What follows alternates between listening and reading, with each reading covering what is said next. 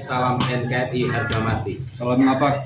Salam ngapak, orang ngapak, orang kepenak. Yes. Alhamdulillah pada kesempatan kali ini bertemu dengan suhu kita, Presiden KNB Agus Mariono di lereng Gunung Slamet, tepian Kali Serayu. Dan mumpung lagi ketemu beliau, saya mau berbincang-bincang. Ini gimana Gus tentang kabarnya kasus Bahar bin siapa? Smith. Siapa itu? Kok ampleng beberapa bulan ini kan sudah 1, 2, 3 bulan ya. Ampleng ya. Belum ada kabar. Katanya kena tembak, itu betul kena tembak atau kecakar kucing kan harus tahu penjelasannya. Ya, gimana itu Gus? Silakan. Terima kasih. Iya, ini saya juga sama polisinya. Kita sama-sama bertanya, ini ada apa di Polda Jawa Barat? Kasusnya kan ditangani di Polda Jawa Barat.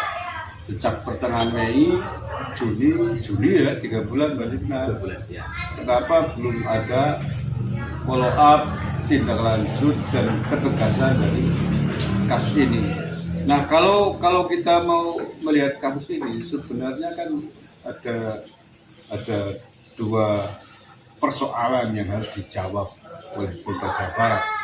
Pertama persoalan kasus itu, yang kedua adalah persoalan follow up tindak lanjut dari Polda Jawa Barat. Yang pertama, kasus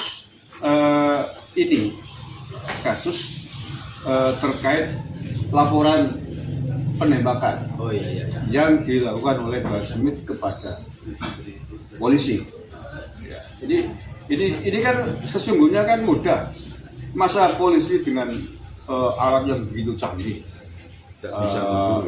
dengan teknologi yang hari ini punya, hanya untuk membedakan ini luka kecakar kucing atau luka kena tembak dalam waktu 3 bulan nggak bisa, ini tidak masuk akal. Makanya harus dijawab ini. Jadi kalau misalkan lukanya luka kecakar kucing, artinya bukan luka kena tembak, kan begitu. Harus jelas. Kalau bukan luka karena tembakan, berarti Bahar Smith membuat laporan palsu, bohong, kan begitu. Karena dia laporannya adalah laporan ditembak orang, kan begitu. Nah, kalau laporannya palsu ini misalkan disimpulkan lukanya bukan luka tembak, artinya laporan palsu. Seandainya begitu, berarti kan dia membuat laporan palsu, membuat kebohongan dan telah membuat gaduh seluruh jagat maya. Nah, kalau itu yang terjadi, ya mestinya Bahar Smith diproses tuh, karena telah membuat laporan, dituntut lah. Intinya seperti itu. Sama seperti dulu kasusnya Ratna Sarumpait. Nah, dia kan lapor ke polisi, mengaku dianiaya oleh orang tidak dikenal. Tapi setelah diusut ternyata operasi plastik. Nah, laporannya kan palsu, berarti kena undang-undang ITE, laporan bohong. Makanya kemudian dia diproses hukum dengan laporan palsunya itu, dengan kegaduhannya itu, dan pada akhirnya divonis 2 tahun penjara. Satu itu. Yang kedua, itu tadi seandainya laporannya palsu ya. Seandainya benar bahwa itu adalah luka tembak, ditembak orang, ya mestinya yang nembak diproses, dikejar. Siapa? Nah, dalam waktu 3 bulan ini masa polisi tidak bisa mencari, tidak bisa memutuskan? Ya nggak usah jauh-jauh sampai ke situ. Perkembangannya seperti apa itu masih tanda tanya, Masih adem ayem. Gitu kan kita. Terima kasih atas apa yang telah disampaikan oleh Presiden KNB Agus Mariono dari lereng Gunung Slamet, tepian Kali Serayu. Ini sangat mencerahkan. Nah, ini loh yang menjadi kegelisahan kami di grassroots bawah ini. Cobalah itu masa ngurus seperti itu sampai hari ini 3 bulan, durasi 3 bulan itu bukan tempo yang singkat.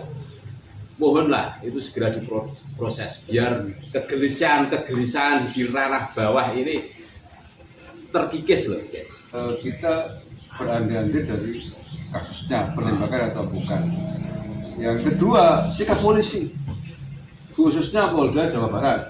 Gimana? Karena ini kan ditangani di Polda Jawa Barat. Ini dari lamanya waktu 3 bulanan ini sekitar, tapi tidak jelas seperti apa tidak lanjutnya. Ini menurut saya boleh jadi ada 2 kemungkinan. Oh ya. Boleh jadi ada 2 kemungkinan. Kemungkinan yang pertama, polisi takut. Nah, Polisi takut dengan bahan semit dan kelompoknya, sehingga kemudian ini kemungkinan ya, analisa, kemungkinan. prediksi. Jadi jangan salah paham. Ya, bukan Kemungkinan. menuduh, kemungkinan polisi takut Terhadap gerombolan ya ketika ini ditindaklanjuti mungkin mereka akan marah dan lain sebagainya. Kemungkinan ya, mengapa ini ada kemungkinan begini, karena udah 3 bulan 3 bulan. tidak masuk akal hanya untuk menyelidiki kasus luka itu kenapa, tembak apa, suka cakar kucing atau apa. Nah, seandainya polisi tidak takut dengan kelompoknya Basri, maka kemungkinan kedua atau kemungkinan berikutnya barangkali mungkin temannya, partnernya sehingga kemudian didiamkan. Kayak kemarin itu ya guys, yang Ini kemungkinan barangkali ada udang di balik payah. iya, ada udang di balik pek, ada main mata. Ini kemungkinan dan dugaan publik kan menjadi begini. Wajar kalau publik menduga, berpikir jangan-jangan ini polisi main mata dengan bahan semit. Nah ya, kenapa kasus segampang itu sampai 3 bulan tidak jelas, tidak ada follow up? Nah ya, karena kalau polisi tidak ingin dikatakan sebagai penakut, tidak ingin dikatakan sebagai teman main mata, sikat dong, follow up dong, serius dong. Setuju. Kalau memang ditembak ya cari penembaknya, kalau memang bukan ditembak ya sikat yang lapor, berarti laporan Langsung lapor. itu saya kira itu saja 2 poin. Itu, yes.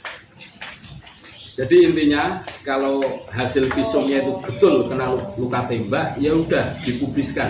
Betul kena luka. Cari yang nembak siapa? Cari yang nembak siapa.